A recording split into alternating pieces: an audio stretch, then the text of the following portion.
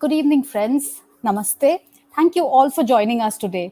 We are here to discuss my dear friend, author, journalist, Nandini Sengupta's just now released book, published just 2 days back, I think, called The Ocean's Own.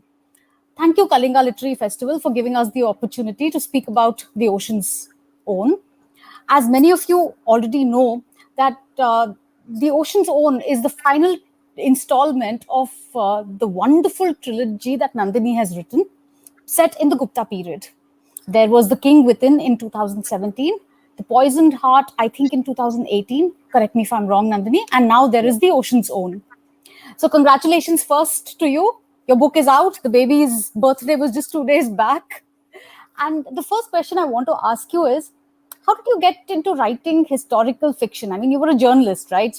And your first foray into writing was with historical fiction. And why specifically the Gupta period? Namaskar. I am so, firstly, I just want to say that I'm so honored to be able to speak at the Kalinga Literary Festival. This is an honor both for me as well as for the Ocean Zone, which is a book that's very close to my heart. Coming to you, your question, Harini. Thank you so much for supporting me in this session.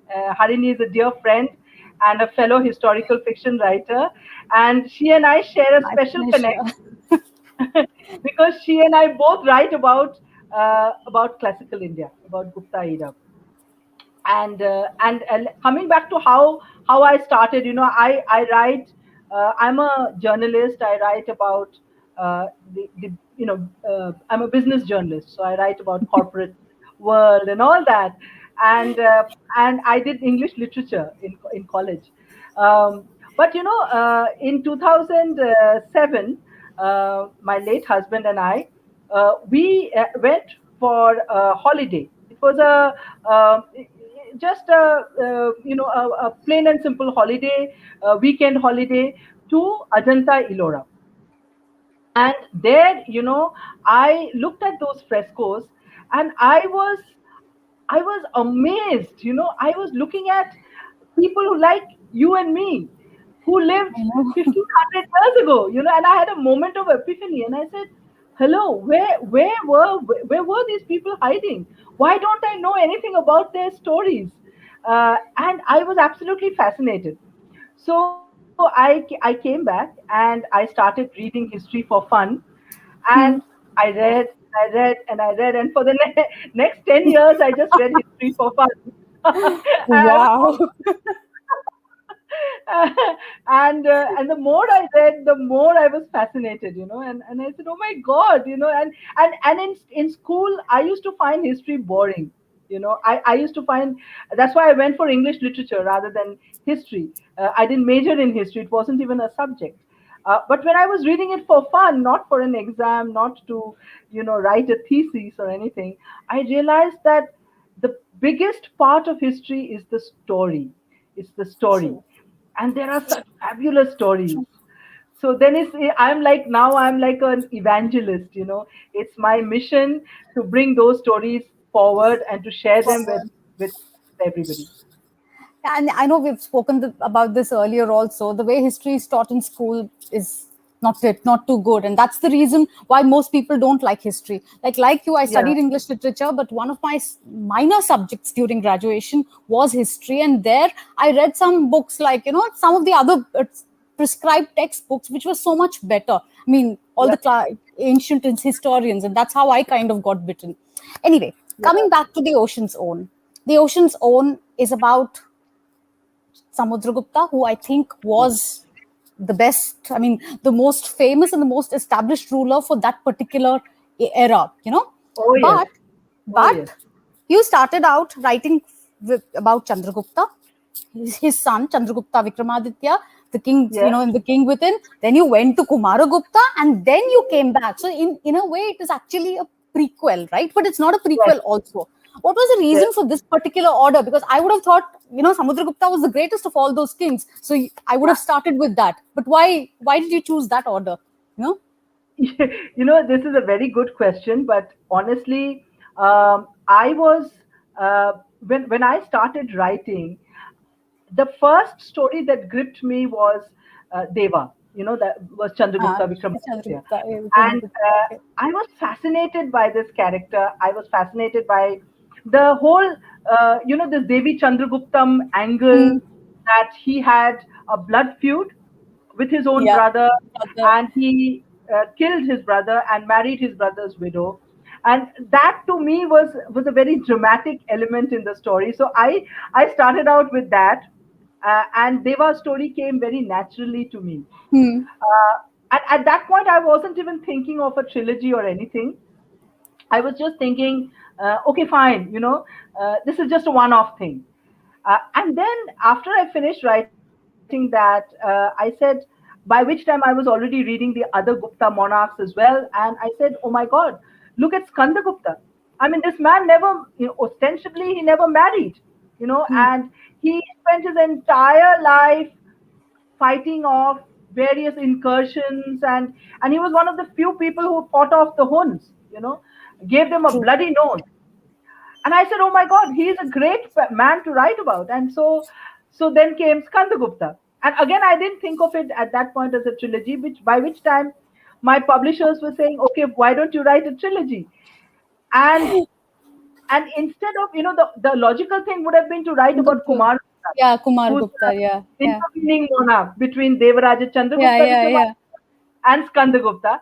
But I said, actually, how can I write about this dynasty and not write about one of the Exactly. greatest monarchs in antiquity, and certainly one of the greatest conquerors of all time.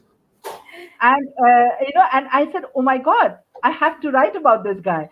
And when I started researching it more, I kind of fell in love with him, uh, and I can imagine, because he was such a character, right? I mean, I think not many people know this about the Prayag pillar, right? You have yes, Ashoka's inscription, then you yeah, have Harisena's Prashasti to Samudragupta, and then you have Jahangir's thing, right? But we remember yeah, Ashoka, we remember Jahangir, but where is Samudragupta? And Samudragupta was yeah, such a fascinating character. And I yeah. personally think, that he's being equated to India's Napoleon is actually not fair to him. The Absolutely. I totally agree with you. Firstly, I'm so glad you brought up the Prayag Prashasti, because the Prayag pillar is at the heart of the ocean zone.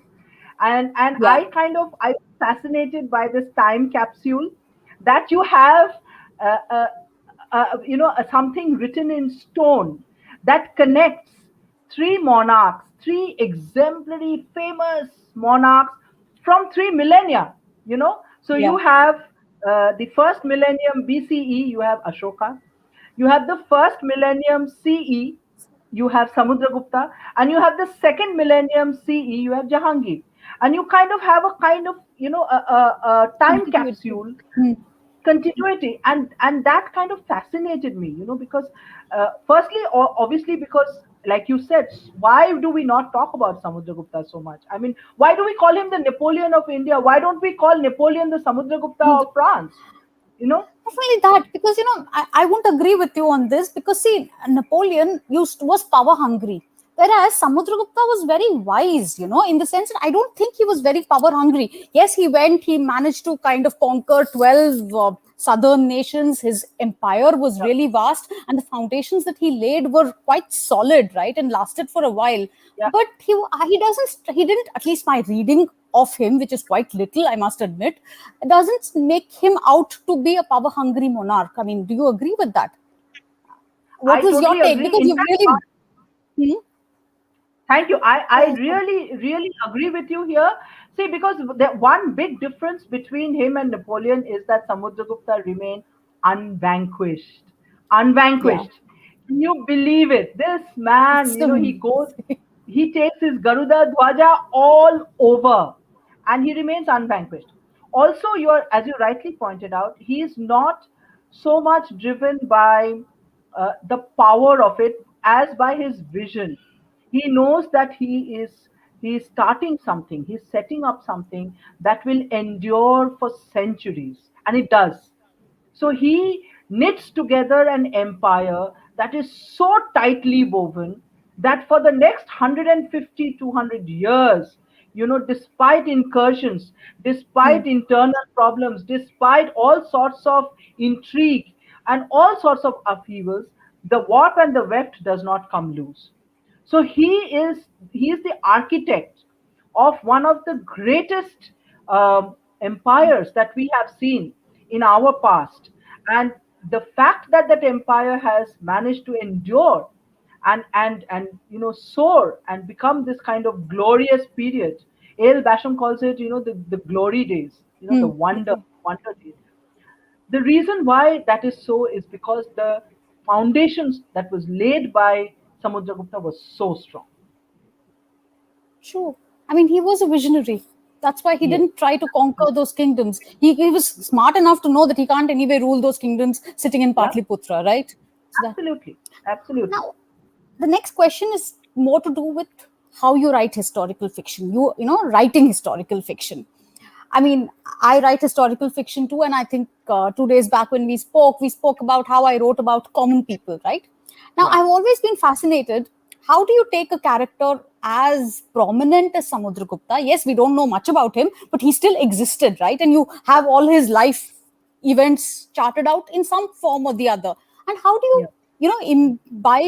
imbue that character with so much life and imagine the character? How do you do that as a writer? I mean, I'm curious about this. So I start off trying to figure out what he looked like. And I did that with Chandragupta. I did that Yeah. with Skandagupta. I'm not an artist, but what I do is I trace out from their coins, you know, Hmm. and so that I know that physically this is what this man looked like. So I have a very good idea in my head that this is what he looks like, right? And everything that I have described in the book, there is a historical reference for it, and including, a good friend of mine on Twitter asked me this question: What does the cover of the Ocean Zone signify? And the cover is again referencing a very famous Vishnu Murti, 5th century Vishnu Murti from Mathura. It's a red sandstone 5th century Vishnu Murti. If any of you want to go to the National Museum in Delhi, it is there, and you can see. And the mukuta, the Hmm. crown that Vishnu Murti wears, Lord Vishnu wears, is the crown that we are replicating. On the kind of replicating, it's not an exact replica, it's referencing that crown on the cover of the book. So, what I'm trying to say is we are going by sculpture, we are Hmm. going by inscriptions, we are going by coins, and we are going by whatever material that we have, temple architecture, etc. But whatever we have, we are going by that. And whatever we don't know, that's where my That's it. imagination comes in. So Agreed. I it, mean, see, it's very solid. I mean, your historical fiction, there are so many historical aspects that I personally really enjoyed reading about. I mean, talking more about the ocean's own, you managed to get in the Nagas very, very, yeah, very cleverly done.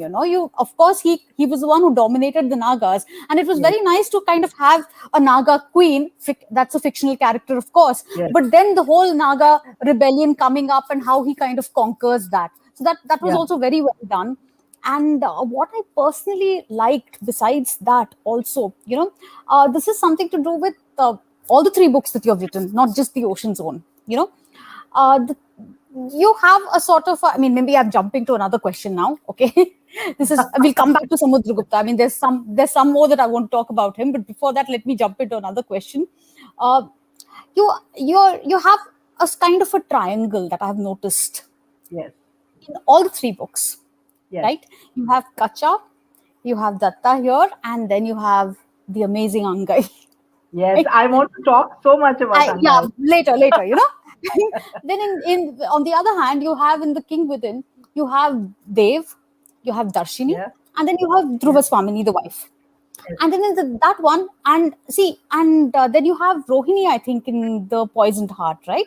Rohini, So the yes, Poisoned Rohini. Heart, you have Rohini, who's a hoon lady. So if you realize the Yeah, third person in this triangle, You have the king, the queen, and then this third woman is always from one of the kingdoms either he conquers or somebody a slightly outcastish. So how did you come Yeah. up with this? Because this structure is there throughout in all the three books. Thank you. This is a really insightful question, Harini. Actually, I was writing about the imperial Guptas. The main character in my book, Yes. therefore, is a king, Hmm. is a powerful king. So, how do you get a voice that is not does not belong to the aristocracy, does not belong to a person who wields power, The and other, the right? whole yeah, the other Hmm. voice. This Hmm. is the other voice. And if you notice in every single one of these instances, that other voice is a woman, and that other voice is also the voice of conscience. And that Yes. is the voice that is telling the king that you have all this power, but like Darshini says, that you Hmm. cannot be a samrat unless you are a swarat. You have to conquer within. You have to be the king within to be the king without. You know, this this is at the core of all three books, and this is a journey that all three monarchs actually go through. And I could do this because I knew that they were enlightened monarchs. They were very unusual monarchs, all three of them. If we take Samudragupta, for instance, here is a man who very happily refers to himself as Lichavi Dohitra. So Yeah. he's referencing his mother's side of the family. His mother was a Lichavi princess. So he happily calls himself Lichavi Dohitra. And he also, later on, prints coins with sharing space with his wife. And at the same time, while he is a famous warrior, he does the Ashwamedha Yagna and all that, he also plays, he's a musician, he's a poet. So this is a very, he's almost like long before 1000 years before the Renaissance, he was a Yeah. Renaissance man. That's you know true. so there's He this was kind of unusual. monarch man. Yeah, he was very unusual. And not just him. What I'm saying is that he was unusual. So was Chandragupta. So you have this entire dynasty where king after king, they have this love for scholarship, for arts, for music, for creativity, alongside supreme military power. And But I that's a think very it unusual. speaks, well, now that you've pointed it out, I think it makes sense. I mean, it is reflective of the civilization that they were born into. Because, Yes, that's why probably they kind of hold all this important, because this was what the entire milieu was like that. There was focus on military prowess as well, but there were the other yes, vidyas that you needed to learn. absolutely, Okay, absolutely. friends, I would like to take a small break here and then just remind you that The Ocean's Own is available on Amazon. And I do hope you pick it up and read it, because it's an amazing read. And it's my favorite of the three books that Nandini has written. Okay, then coming next to another question, and I mean, the other voice that you mentioned. I'm coming to Angai. Okay, she, I think, was the most fascinating character in your book. So while Yes, you show how Kacha kind of evolved, it's because the way he became Samudragupta, I think it was partly because of the influence that Angai played, the role that she yes, played in his life. How yes. did you come to think of the Angai? How did you visualize this character and what? I mean, and she has the best sentences in the book. Yeah, I agree. I mean, See, you gave her the best lines. she's my favorite, and as you know, I've been living in Pondicherry for Yeah. the last 10, 11 years now. This is my 11th year in Pondicherry, and I've been fascinated by the history of the South. I have been reading. I've started reading, and I realized that what we learned in school is so little and so sketchy, and there is an entire wealth to be discovered. And while I was reading history of the South, I was coming across these amazing princesses, and princesses who were sharing their, the kings, the monarchs, in terms of inscriptions, space, as in terms of, medium. Just like we have social media today, they used to have temple inscriptions and all that, Yeah. leaving behind their imprint. And you have Chola princesses, for instance, sharing temples Definitely. space uh, with the supreme monarch and so on. So I was fascinated, and I said, why don't I give this character the on the one hand, she's a royal, but she's not she's not hidebound by her role, because she's not the chief queen's daughter. she's a she's a minor queen or stroke concubine's daughter.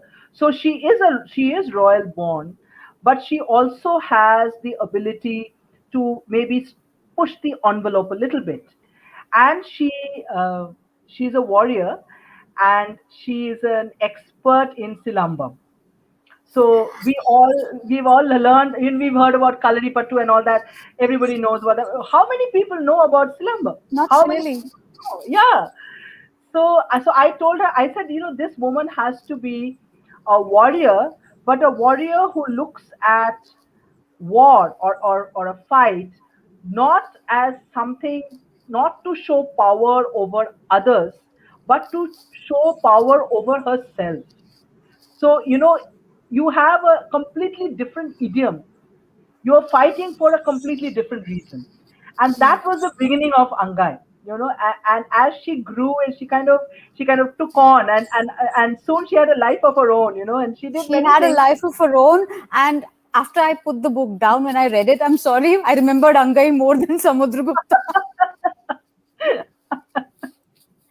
And what I really liked is, I mean, there's such a modern feel to Angai as a character, right? I mean, she is a true feminist. And when I say feminist, I mean, and what I liked is that you haven't divorced the feminine part of, the way she is from her very modern and fairly radical thinking.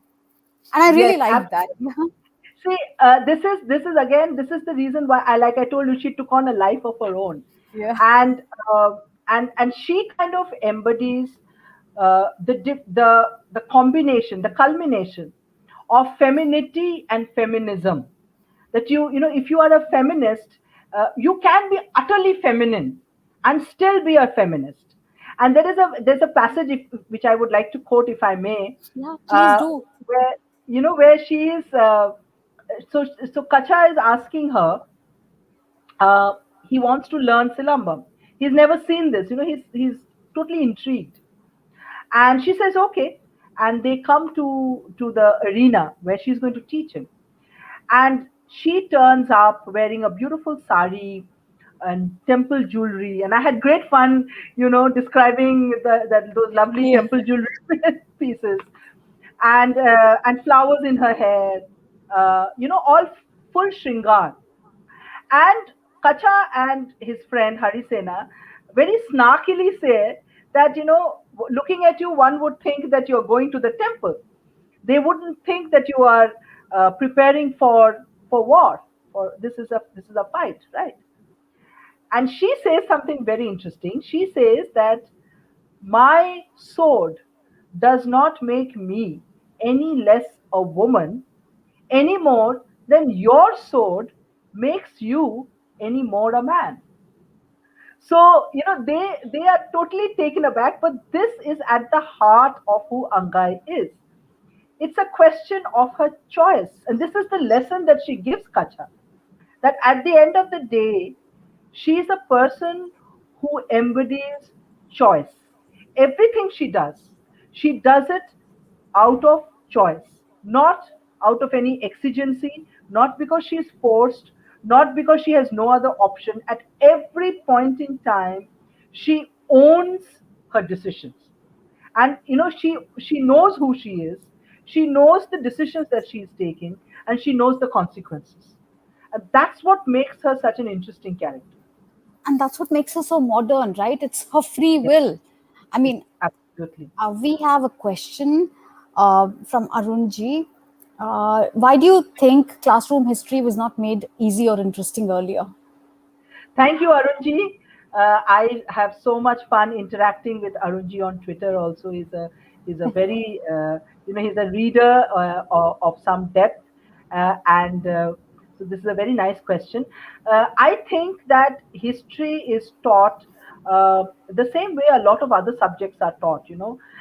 It's as a list of dates and with a very clear skew towards what happened in Delhi or what happened in Patliputra, what happened up north. We do not hear the alternative views, we do not hear the alternative stories, and we do not get to use history to join the dots. And that's the reason why, so many young people, when I talk to them, they say, oh, history is not interesting. But that is not true. History is interesting. History is amazing. It's like, I feel like Shehrazade, coming out with 1001 stories, mining our past. And the problem also is when history is taught without divorced from the story in history, nobody is going to take an interest in it. You have to see history as the story, his story, her story, our story. And if only we own history as our story, it will become interesting. Otherwise, it will just be a list of dates. Somebody killed somebody, somebody came to power, somebody was overthrown, and so on and so forth. Not interesting. It's when you see the story that's when you remember, and it will stay with you. And if the books that we write, historical fiction books that we write, encourages anybody to go forth and then research for themselves and find out more, then I think our job is well done. Exactly. I was about to butt in and say that itself, that is what makes historical fiction so interesting, right? Because it allows Yes, a reader who is not very fond of history to kind of get to know about a time period. And this is, of course, if the historical fiction is done, I mean, if the history part aspect of it is authentic. Coming back to that authenticity bit, I really liked some aspects, like how you brought in the Pallavas and the Pallava connection to the Nagas. Now, this is yes, something not many people know at all, that the Pallavas had a Naga in ancestry. Maybe you can yes. talk some, about that and several other interesting, nuggets of history that you've very nicely kind of brought in. The whole thing of the about the Atavic tribes who kind of occupied that area and they kept attacking. That bit was well done. Then you took them to Mathura, right? I mean, and Yes. the entire Mathura siege, that was very good, very well done. I mean, I'm just remembering what as we speak. So what aspects did you enjoy, getting in? Any, the way you said Devi Chandraguptam was your favorite story when it came to the King Within. What about this Yeah. book? So in this book, Harini, the most fascinating part of this book is the geography. And unfortunately, if I had my way, I would have written a 200,000 word treatise detailing every single battle that he fought. But unfortunately, that we can't do that. We have to pick and choose. And so, out of all the battles that he fought, um, I picked those which, of course, the first two I had to do because You have to. he had to get, yeah, he had to get the Mathura, the Naga Confederacy in order first before he went down south. So, and he had to go down south in order to be able to, I had to bring the Angai angle, Hmm. and so on. The whole reason why I brought in Padmanaga, the Naga Hmm. queen, who is Kacha's stepmother and who's a fictional character. There's a reason for that, and there is clear reference, according to Harishena's Prayag Prashasti, that there was some kind of internecine trouble, some kind of trouble between the brothers before Kacha took over. And it is entirely possible that the brothers uh, who were eyeing the throne would have tried to foment trouble through their kinsmen who would be, maybe vassals or allies or whatever. That part of it, I would be on safe ground there. As far as Bhasma's character goes, the stepbrother, there is a reference to this character in Arya Manjushri Mulakalpa. And so I just plucked that character from there. And since there are no other references to Samudragupta's brothers, I used that name and sort of built on Oh, that to build that's very a good. connection. But Jivika was a fictional character, right? Jivika is fictional. Jivika is completely fictional. And also, as far as the Naga connections between the Pallavas, again, I found it fascinating. While I was researching, I realized that the Pallavas actually have Naga ancestry. And it is very well established in their myths as well. And Yeah. it is mentioned in Sangam literature also. So, which gave me the hook that, okay, I have a Naga connection down south. I have a Naga connection in the Up north, north. and I have Samudragupta attacking both.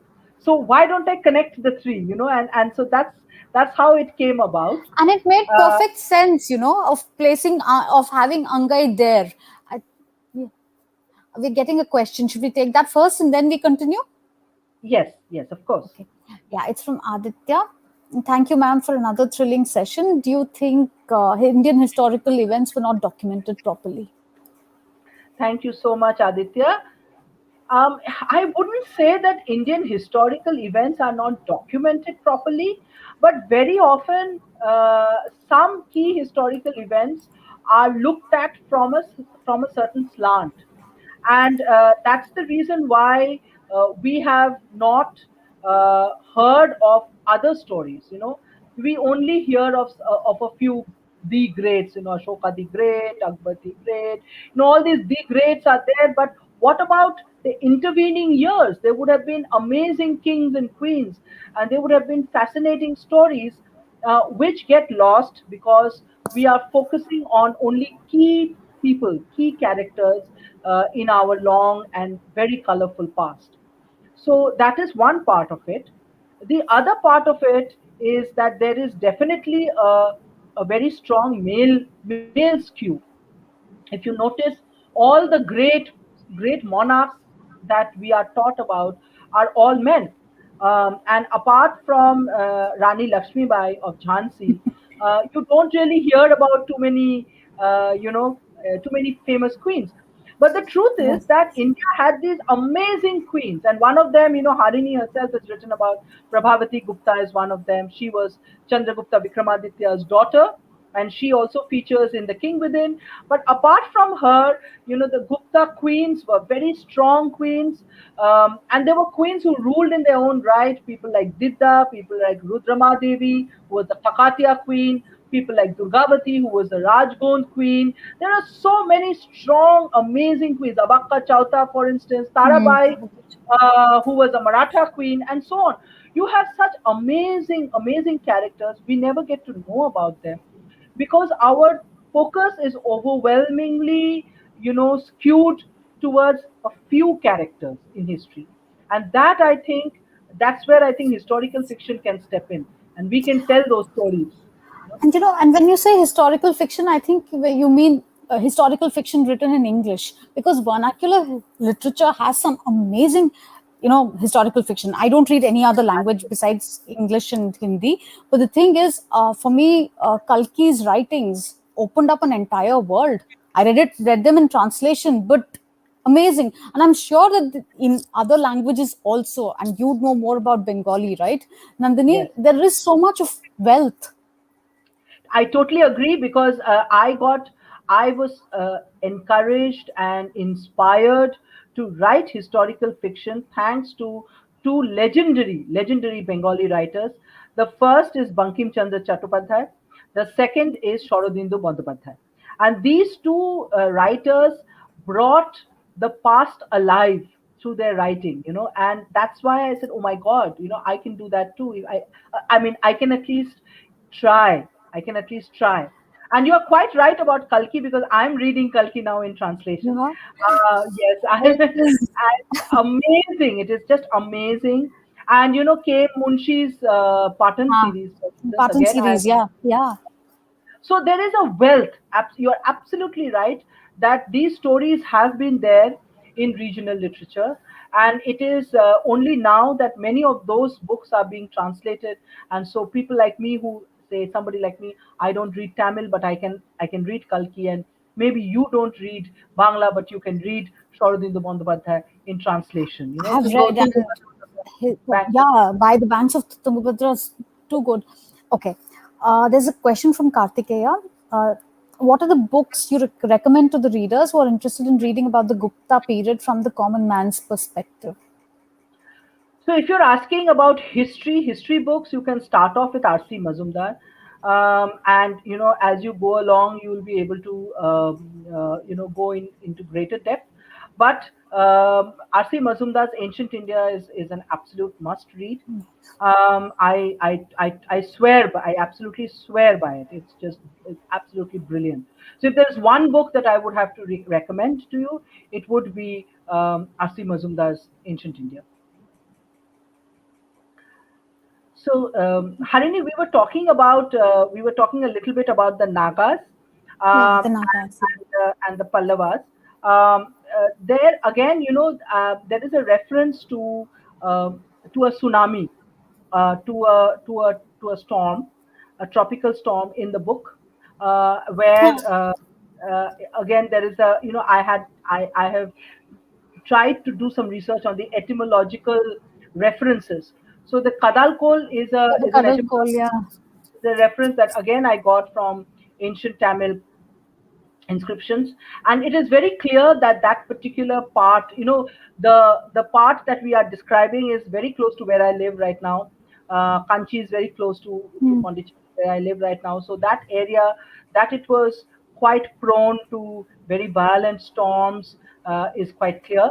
And so again, that bit again, so you get bits and pieces from history, and they kind of fit into the larger picture, and create the the larger picture for you. And while you're creating this larger picture, you actually brought this different cities to life, right? I mean, you have Patliputra here, you have Kanchi here. This was Yeah. then there was Ujjain in one of your earlier books. Yes. How do you imagine the city? I mean, this is again a writerly question more than history, actually. So Ujjain was easy because I got a lot of references from Meghdootam, uh, where Ujjain is described in some detail. So Meghdootam is one. Patliputra, there are plenty of details available in both secular literature as well as in inscriptions. So you have, and also Patliputra is described in some detail by the Chinese monks. Yeah. So you get a lot of details, a lot of the details about Purva and Apara, the two sections of Hmm. Patliputra. The fact that Patliputra was also called Kusumapura, or the flower town. This reference comes from the Chinese Buddhist monks, and the fact that they actually used to refer to Kusumapura as Kusumo Puro, you know. So the pronunciation changed. So all these references are historically They're so. historically relevant from a slightly later period, right? You've of course used your imagination to kind of imagine something 300 years before, because the references that I looked at were, I think, dating towards the 500 or 600 No, there are AD. earlier references as well. Are there earlier references? There Okay, are earlier references as well, and you have to just, what I'm trying to say is, obviously, maybe those references are not specific to Samudragupta's time, but they would be, roughly around that time, and so you are on more or less safe ground there. And again, as far as my imagination goes, uh, beyond the structure of the city, and that the fact that there were, two segments, and so on, the rest of it I have tried to imagine a vibrant city, and a vibrant city as it would be many centuries ago. and So that in and that some ways comes through. Yeah. it's very like say a Delhi, or a Chennai, or a Kolkata, but in other ways it's very different. You had to, for me it was a tightrope walk. It had to be different but also familiar. And I think you've done a very good job with it because it does come through. The vibrancy of the place comes through. I think Ujjain was something that I really remember. I don't Yeah. remember that book. As I told you, it was, I mean, I think if I were to rate your books in the order of how I liked it, not your Yeah. writing here, my favorite is The Ocean's Own. Then you have The King Within, and then The Poisoned Heart. Again, another writer question. What I this is again, I really appreciate the way you kind of have the character in the middle of the action. So there is a lot of action and a lot of thrilling scenes in your book. You might be writing history, but you'll suddenly put them in right in the middle of a forest where something goes wrong. So that was something that I appreciated very much. Was that also done on purpose? Because and I guess all the three books have these men in the midst of action. Yeah, there is a lot of action. It's a lot of action, uh, and a lot of action. And honestly, the first time I was writing, when I was writing The King Within, when I was writing it, the first time I had to keep rewriting the scenes because, and I had to take help from my friend Mr. Colonel Dhiraj Subba, who's a colonel with the army, and I had to ask him, if I were to fight with somebody with a short dagger or a sword, which parts of the body are vulnerable? And so he gave me. So I did some research on that because obviously I have never held a knife in my hand. Yeah, because I And was very impressed with that. I was like, wow, she really knows how to yeah, fight. so all those details, he actually told me that you have to. These are the points. There are certain points in the body which are vulnerable, no matter how much of armor you are wearing. So when you are doing hand to hand combat, these are the points that people attack, and so on. So I got a lot of inputs from him, and then of course I did more research. And it was, I have to tell you that I find the battle scenes great fun to write, because again I do these sketches. I sketch it out, Wow. and yeah, and it's like a little bit like a comic strip. Of course, it's very badly done because I'm not good at drawing, but it's like a comic strip. So every step of the battle is like, there'll be two three panels, and this is how it's happening. And so when I'm writing, I can visualize it in my head. um, and I know exactly how the sequence is, and what what are the problems. Like for instance, you were talking about the Kosala, Hmm. the battle, and there the problem was that there was this mud fort was quite impregnable. There were double layers of ramparts and so on. So you have to then figure out a clever way in which a man like Kacha would then breach that. Uh, Reach that. so all of that was, I kind of do a storyboard, sketch a storyboard, and then I write, because then it is easier, and you'll be able to tell me whether it comes through as normal It, and acceptable, and something that readers will enjoy or not. See, the end product is very good. About your writing process, I mean, I can't draw to save my life. So I don't, if I start drawing and trying to do whatever I'm doing with this thing, I will never write. So my writing process is a little different. But you do plot your scenes in great detail then, right? If you're sitting and sketching out a scene, then you know exactly what's happening in that. Yes, yeah, particularly the battle scenes, because see, in the battle scenes uh, you have to think like as if you are there.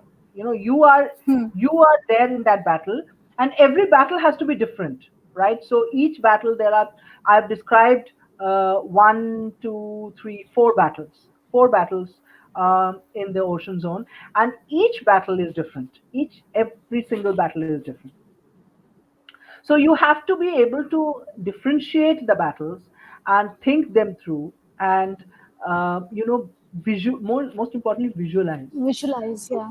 yeah, so for me, the way I visualize is I do that little, A storyboard sketch, for. storyboard, and also a detailed sketch of the topography. So which means that if you look at my notebook, I wish I could show you, but there, every single fort that he is attacking, I've drawn it out differently, and so that when I'm Wow. describing the lay of the land, I can I can then say that, yeah, this is the reason why. For instance, the Sirpur fort, Huh. Vyagra's fort.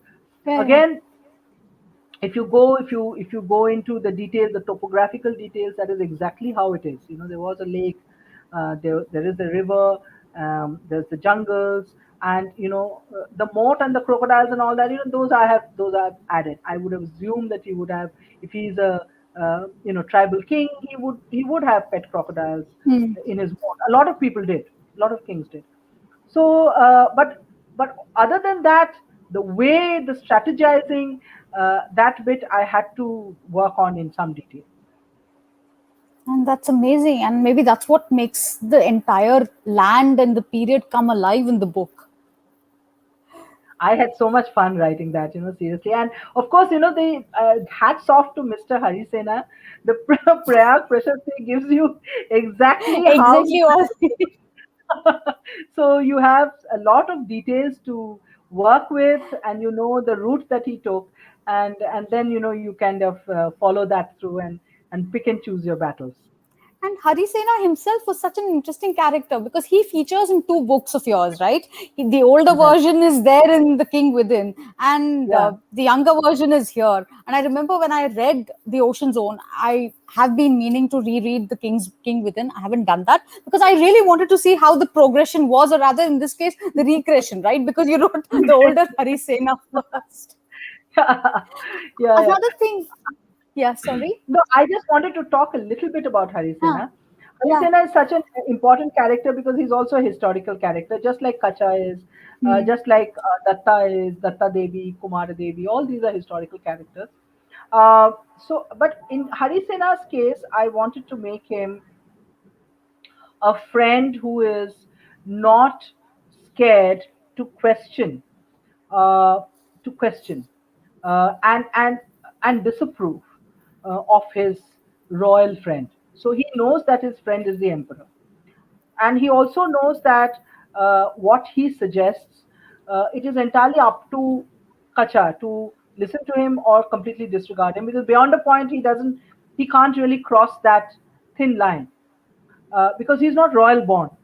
But he still, throughout the book, you find that he tries to hold on to his point of view.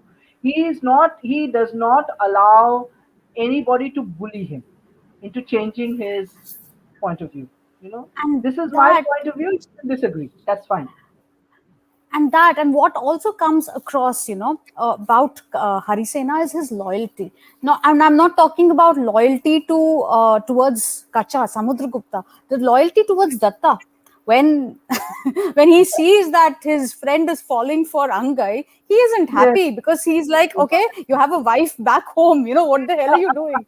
And that Yeah. disapproval is very much there till I think the last chapter, when Samudragupta finally decides to go back. Then he's relieved that, okay, fine, we're getting back to her. Yeah. And that has come out very well. Okay, there is, okay, what is there on your Saudhamini Mahapatra is asking, what is there on your cover page? Will you please share the story behind it? Sure. I mentioned it a little while ago, but I'm happy to share it again. This is a crown. What you see on the cover is a crown. And this crown references the Vishnu Murti, the crown worn by Lord Vishnu. There's a very beautiful red sandstone Vishnu Murti from Mathura. It's a 5th century Gupta era sculpture. If you go to the National Museum, you will be able to see it. Very beautiful. So the cover references the the crown worn by Lord Vishnu, as depicted in that sculpture. So it is actually referencing a piece of sculpture that goes back to the Gupta era. And also, I think it's interesting because the Guptas were essentially Vaishnavas, right? So it is Yes. their family deity. If you, Yes, Vishnu they is were very there. devout. They were very devout Vaishnavites. They were very devout Vaishnava followers. They often also called themselves Param Bhattaraka. Param Bhattaraka because they were, Vishnu followers. Hmm. And so that is why you will find the Varaha. If you ever go to Udaygiri in Udaipur. Madhya Pradesh, you will find the Varaha Murti, the beautiful Varaha. That is again during the time of Chandragupta and Skandagupta. Around that time, around fourth century, fifth century, you will find that the Varaha Murti is very common. Uh, the Varaha actually crops up again and again in central India, all over central India. Another question from Arunji. He's saying, I read Skandagupta and Dhruva Swamini by Shankar Prasad, who's a Hindi writer. I'm curious to know, are there any literary works you encountered? Thank you, Arunji. That's a lovely question. Yes, there are. There is a very nice book written by Rakhal Das Bandopadhyay. Rakhal Das Bandopadhyay is very well known as a historian and an archaeologist. He is the man who discovered Mohenjo-daro and Harappa. So he's known as an archaeologist and a historian.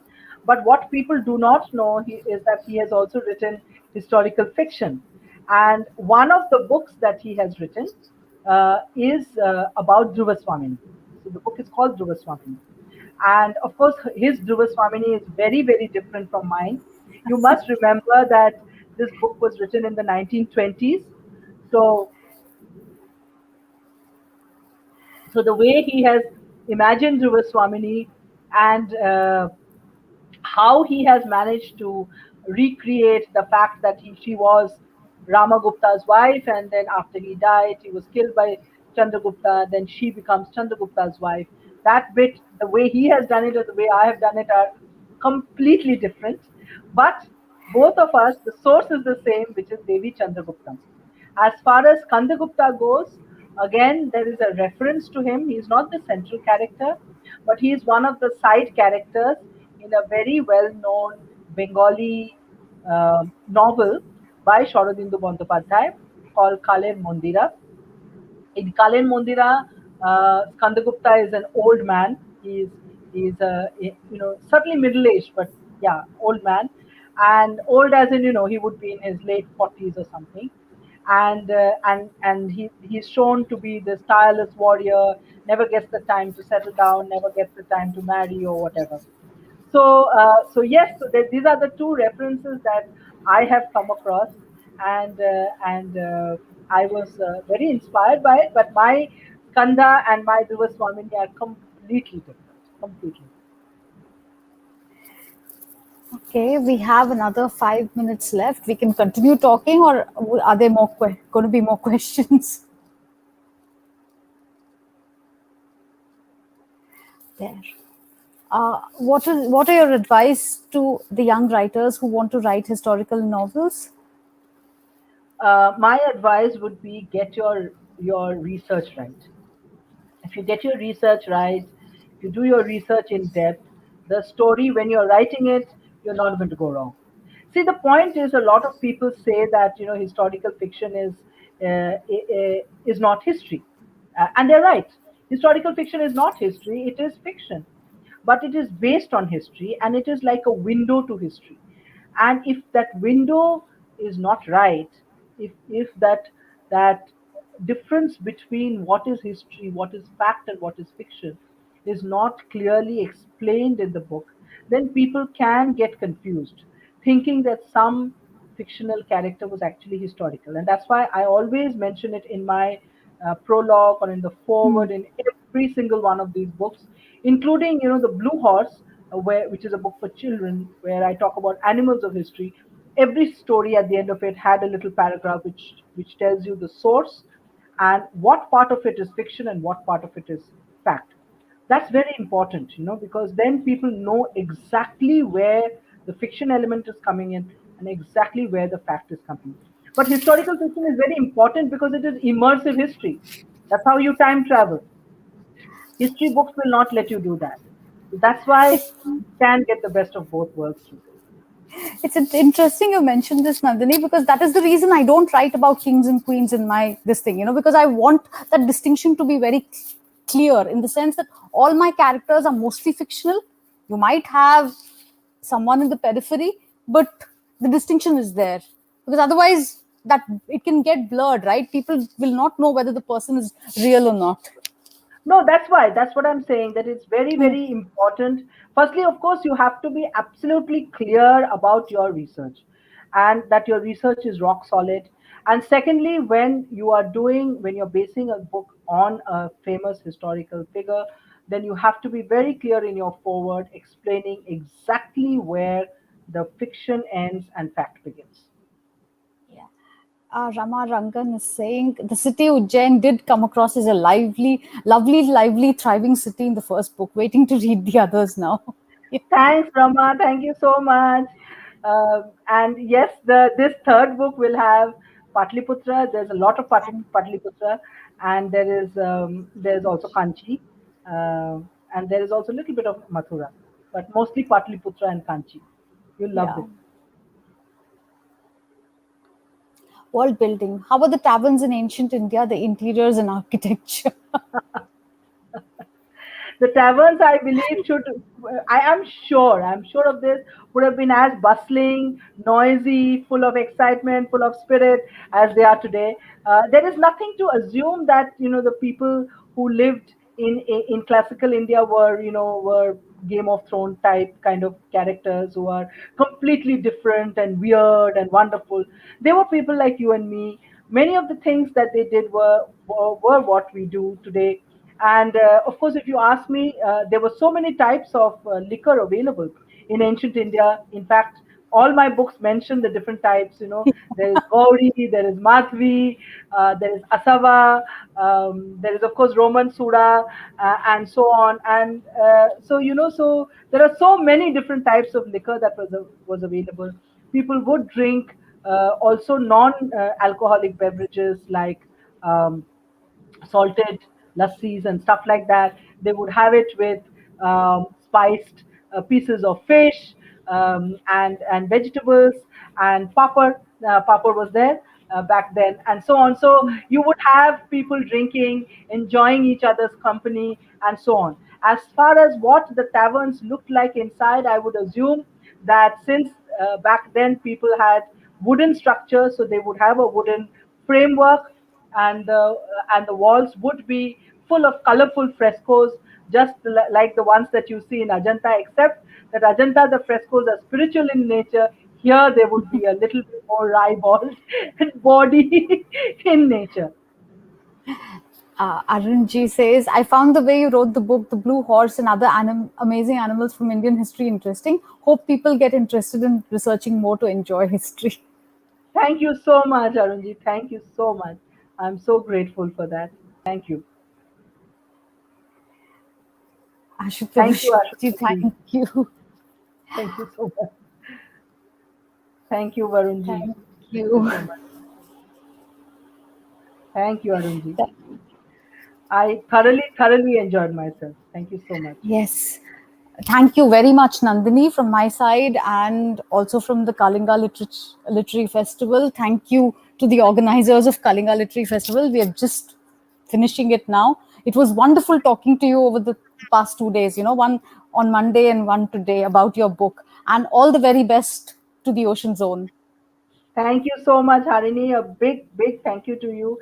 And I am again very honored to be part of this very prestigious platform. Thank you, Kalinga Literary Festival.